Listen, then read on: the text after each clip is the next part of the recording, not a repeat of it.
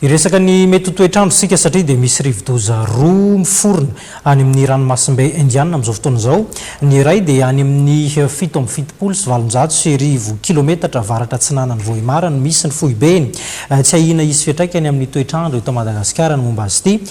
Ny faharoa kosa dia any amin'ny 700 kilometatra izay ahitana ny rivodoza azo heverina fa isy fiantraikany amin'ny toetrandro eto Madagasikara no misy azy ity. 700 kilometatra avaratra somary atsinanana antsiranana no misy ny fohibeny.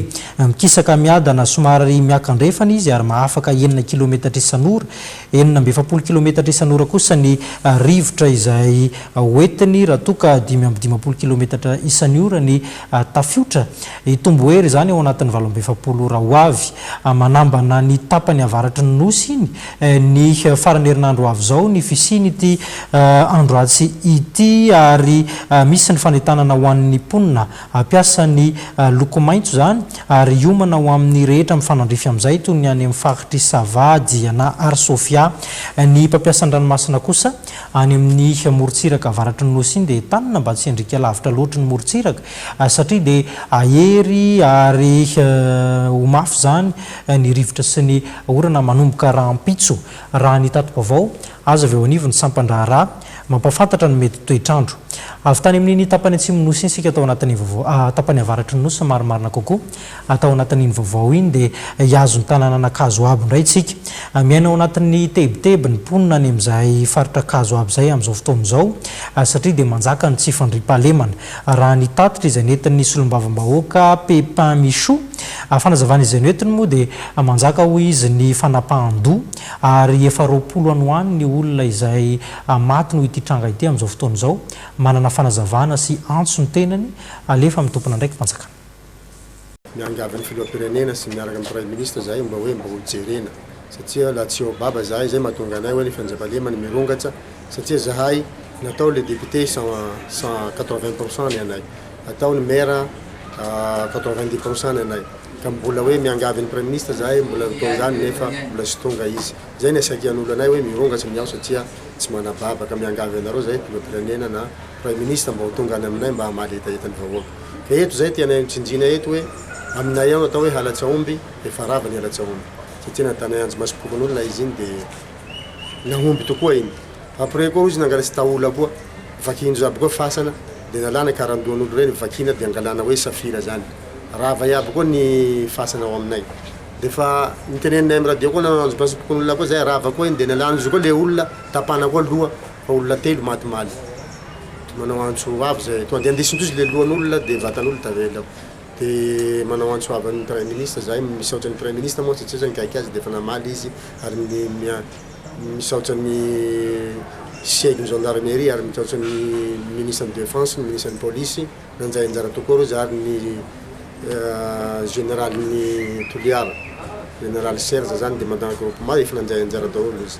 Fa miangavy anareo zay hoe mba jerena akaiky ny akaiky io satria horipaky le olo ao satria zaho koa natao hoe safira ka laha tsy tsatsy io tena zava-doza misy Akazo aby satria efa herinandro zay fa misy olo any amin'ny 20 maty tampaky ny lohany dia tsisy suite ny avy eo dia atao aradia dia tsisy mamaly zay amin'ny antso fitondrana fanjakana dia arirarira avao vao maly izy ny antso ny Prime Ministre dia nanjay anjara zay ka dia saora eto koa zay dia tsinjinay mazava koa efa nanao antso avy zay amin'ny pont ny Taralava hoe eo sakaraha mandeha Akazo aby 25 km sakaraha miala amin'ny pont io efa simba ary efa hitanareo amin'ny télé zany efa ovina vao enjena izy io vao amboarina efa mitaray zay isanandro misy olo maty ve zay vao atao hoe vao ampina nefa zay mitaray dia tsy azo jerena zany pont zany dia fa tsy misy sasiny misy sontsy ny firenena manao akory ve district ny Akazo aby natao sahala amin'io ngatsy district izy la misy raha nataon'ny Akazo aby hoe eto zay solombavambahoaka mifona aminy laha ohatsy misy adalana atao ampanjakana.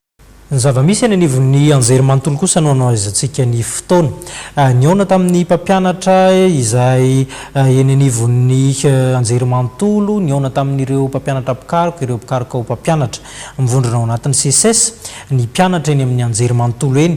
Ny anton'ity fiaonana ity dia niompana tamin'ny fampahafantarana ireo mpianatra ny fangatahany ireto mivondrona ao anatin'ny CSS ireto sy ny anton'ny fitokonana izay tanterahan'izy ireo satria mba tsy ho tompotrano ny mpianatra tsara ihany ny afantaran'izy ireo izany ho ny fanazavana. Tsy fidy ho an'ny mpampianatra mpikaroka sy ny mpikaroka mpampianatra ny fanatanterahana fitokonana sy ny fanatsaharana ny asa fampianarana. Nampafantatra an'ireo mpianatra mianatra eny anivon'ny anjerimanontolo ny antony hanatsaran'izy ireo ny fampianarana sy ny fitakian'izy ireo mpampianatra mpikaroka sy mpikaroka mpampianatra eo anivon'ny CSS Antananarivo androany. Eo amin'ny fandehany fizotran'ny fampianarana na eo amin'ny fiatrehana an'izay fianarana izay ohatra fotsiny tsy ho zanaka mpanambola daholo ireo mpianatra ireo fa misy zany ny miaina amin'ny vatsim-pianarana move mirindra ny fandoavana ny vatsim-pianarana. Eo ihany koa na ao anatin'ny rafitra LMD sika dia misy ny fampitaovana mifandraika amin'izany toy ny connexion sy ny sisa. Ireo mpianatra ireo ihany koa rehefa misy ny grève sahala amin'izao dia tsy ndraindray tsy miemotra ny fanadinana noho izany lasa victime le mpianatra hotakin'ny mpianatra zany.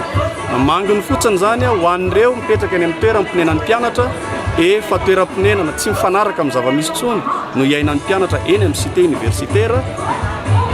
Ankoatr'izany ny hofantrano ihany koa zany mila jerena akaiky satria misy mitombo siala ao anatin'izay fandoavana ny hofantrano izay ireny rehetrarehetra ireny zany mety hotakin'ny mpianatra ankoatra ny mety fitakian'ny zo izay tena ilainy fa araka ny tatitra ny menanay dia izay anisan'ny maharary azy.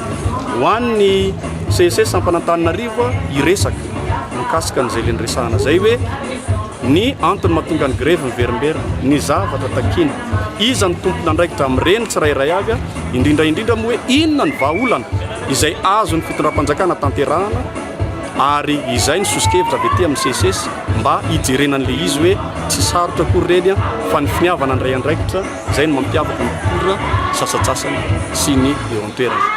Mitaky vahaolana ny CSS mba tsy hisian'ny fiverimberenany ny fitokonana. Rehefa misy ny marimariraisana ka mahazo valina mahafapo izay azo tsapain-tanana fa tsy fampanantenana fotsiny akory dia mivory ny CSS tsy ny CSS eto Antananarivo ihany fa misy ihany koa ny CSS any amin'ny faritany rehefa miray feo izahay hoe miverina mampianatra na rapitso azaka miray feo izahay otrotro dia miverina ny fampianarana ary tsy vahaolana tandrametaka no ilainy na ho an'ny mpampianatra na ho an'ny mpianatra na ho an'ny mpandrarà fa vahaolana maharitra mba hisorohana ny zavatra mahamenatra sy manala baraka sahala amin'izao. Ireo mpianatra tetsenkilany dia miantso ny tompon'andraikitra mba hamaniolana ny mpampianatra mba tsy hiverimberenan'ny fampiantonana ny fampianarana izay misy fiantraikany be amin'ireo mpianatra.